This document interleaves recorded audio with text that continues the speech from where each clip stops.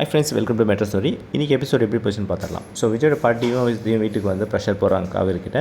Dies paper கொடுத்து sign பண்ணு, நீ வந்ததுனா என் குடும்பத்தில் பிரச்சனை தான் வரும், அவன் நிம்மதி போயிடுச்சு அப்படின்னு. நான் விஜய்கிட்ட பேசணும், என்ன பேசணும், அவன் சொல்லி தான் அவனுக்கு தெரியாமல் தான் நாங்கள் எதனா பண்ணுறோமா அப்படின்னு நீ நினைக்கிறேன். அவனுக்கு எல்லாம் தெரியும், அவன் தான் சொல்லி டைவர்ஸ்க்கு வக்கீல் நோட்டீஸ்லாம் அனுப்பலாம் லேட் ஆகும், நேராகவே போய் சைன் வாங்கிட்டு வந்துருங்க என்கிட்ட சொல்லி அனுப்பிச்சான். ஸோ அவனுக்குலாம் தெரிஞ்சு தான் நாங்கள் பண்ணுறோம் அப்படின்னு சொல்லிட்டு உன் கூட அவன் வந்து பேச விரும்பல. உன்னை பற்றி பேசினாலே அவன் காவேரி யார், அவனுக்கும் எனக்கு என்ன சம்மந்தம், அவளுக்கு என்ன பண்ண எனக்கு என்ன அப்படின்னு கேட்குறான் அப்படின்னு சொல்லிட்டு கான்வர்சேஷன் எல்லாமே சொல்கிறாங்க. சித்தியும் வந்து அதே மாதிரி வந்து விஜய் சொன்ன மாதிரியே பேசிக்கிறாங்க. ஸோ இவங்க எல்லாமே கன்ஃபியூஸ் ஆகிட்றாங்க. குமரன், காவேரி எல்லாருமே சாரதாமாலாம் தகிச்சு போய் பேசாமல் நிற்கிறாங்க. விஜய் அப்படி சொல்லியிருக்க மாட்டேன்னு சொல்லிட்டு காவேரி நினைக்கல, நான் பேசணும் அப்படின்னு.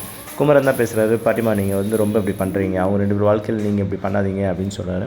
ஸோ சாரதாம்மா கிட்ட என்ன, சாரதா நீ கம்முன்னு இருக்கிற அப்படின்னா, அவள் வாழ்க்கையில் நான் தலையிட மாட்டேன் அப்படின்றாங்க. ஓ, நீ உசாராக ஒதுங்கி எவ்வளோ அமௌண்ட் வேணும், எவ்வளோ ஜீவன் அம்சம் வேணும் கேளு, நான் உங்களுக்கு பண்ணித்தரேன் அப்படின்னு சொல்லி பாட்டிமா வந்து ப்ரெஷர் போடுறாங்க. இன்னும் வந்து டென்ஷன் ஆகிட்டு சாரதாமா கத்திட்டு உள்ளே போய்ட்றாங்க.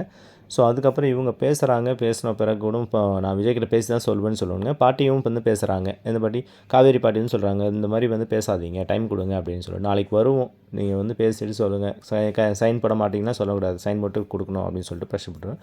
காவேரி வந்து என்ன பண்ணுறாங்க, விஜய்க்கு ஃபோன் ட்ரை பண்ணுறாங்க. ஃபோன் ட்ரை பண்ணால் அவர் டிரைவிங்கில் இருக்கார்.